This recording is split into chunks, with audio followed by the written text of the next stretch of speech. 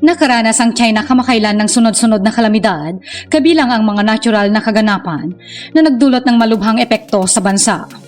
Ang mga pangyayaring ito ay nagkaroon ng malawakang pinsala sa kalikasan, infrastruktura at ekonomiya na nagresulta sa malalaking pagkawala na umaabot sa bilyong-bilyong dolyar. Maraming taong nasaktan at sa malupit na paraan, maraming buhay ang nawala. Itong mapanganib na sitwasyon sa China sa nakaraang mga linggo at kakaiba dahil sa sunod-sunod na pangyayari sa maikling panahon lamang. Anong mga partikular na kalamidad na bumayo sa China at bakit tila sila ay nakakaranas ng mga kalamidad? Sa videong ito ay ating aalamin ang 5 kalamidad na tumama sa China. Pero bago yan ay huwag kakalimutang mag-like at subscribe sa ating channel para laging updated ka sa ganitong klaseng video.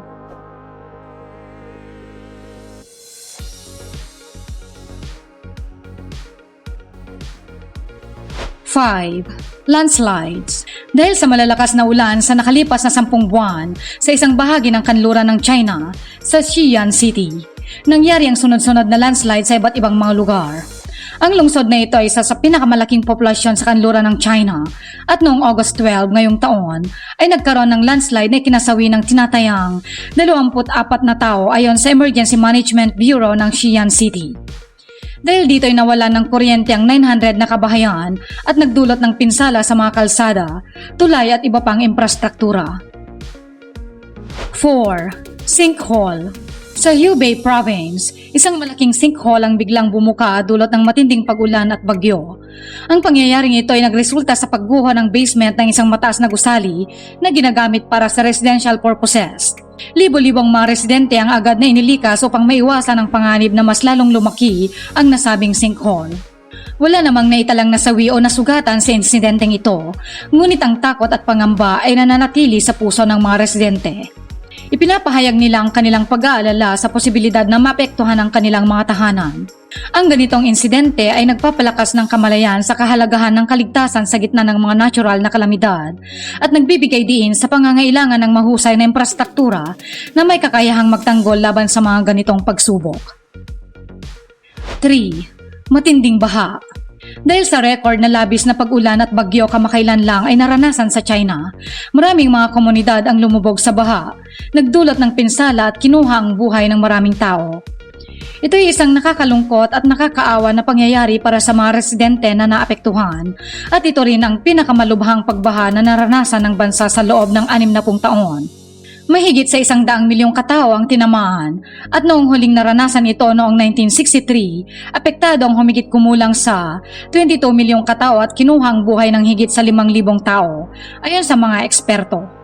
Ang paglala ng baha sa China ngayon ay dulot ng mas mataas na bilang ng populasyon, pagkawala ng natural na wetlands at nag-absorb ng ulan at mabilis na urbanisasyon na ilan lamang sa mga dahilan ng malawakang pagbaha. 2. Bagyo. Sa loob lamang ng 2 buwan, nagkaroon ng China ng 3 bagyo at isa sa mga ito ay ang Typhoon Doksuri na itinuturing na isa sa mga pinakamalakas na bagyo ngayong taon. Dumaan din ito sa Pilipinas bago tumama sa China noong ika-28 ng Hulyo at nakita natin ang pinsala na idinulot ng bagyong ito sa ating bansa, ngunit mas malupit ang epekto nito sa China.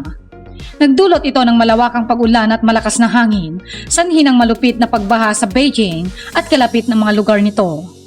Ang pinsala ay napakalala at mahigit 60 katao ang nasawi at maraming buhay at ari-arian ang nawasak.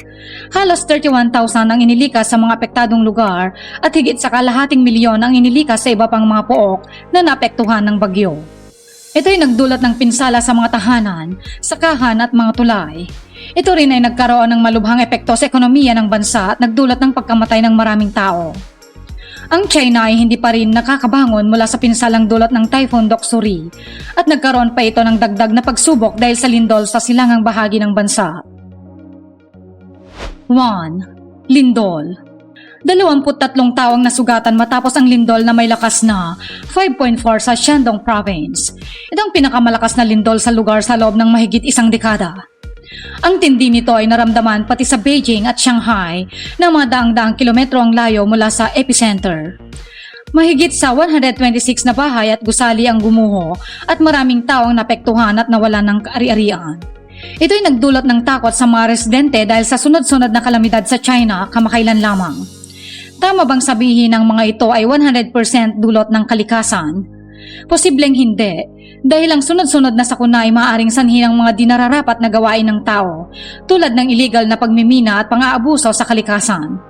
Ito'y nagdadala rin ng problema sa pag-init ng mundo at pagbabago ng klima.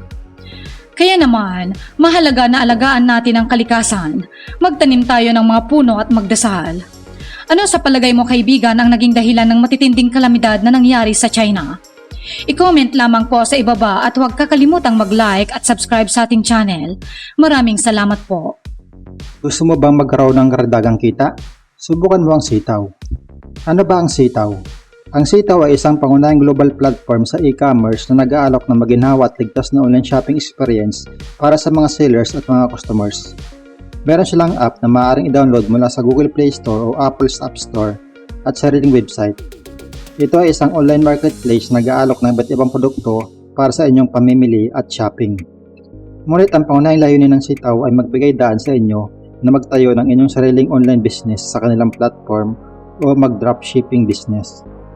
Kasi dito sa sitaw, pwede kayo mamili ng product na gusto nyong ibenta, pero hindi nyo need i-market o kaya i-force na maibenta ito dahil sitaw na ang bahala sa pagbebenta at pagmamarket.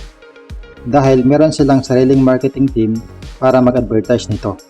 At pag may bumili ng products na napili nyo, ay kailangan nyong mamuhunan bago ito dumating doon sa mga nag-order sa shop nyo sa sitaw. At dahil namuhunan kayo, magkakaroon kayo ng komisyon base sa mga napili nyong product na gustong nyong ibenta. Ito yung isang klase ng online business na ang product ay from supplier. At ang pagmamarket ay galing din sa supplier. Pero ang shop name ay brand mo. Ang gagawin mo lang dito ay mamuhunan o mga pital pero hindi ka naman gagastos ng puhunan kung walang bumili ng product na napili mo. Uulitin ko na mamuhunan po tayo dito.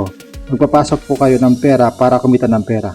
Pero para ito sa mga gusto mag-business na hindi kayo gagawa ng products at walang time na mag-market ang products ng iba, or in short, para sa mga walang time at skills pero may pera. Pwede kayo mag-register sa link sa baba at gamit ang referral code para makapasok kayo sa ganitong klaseng business.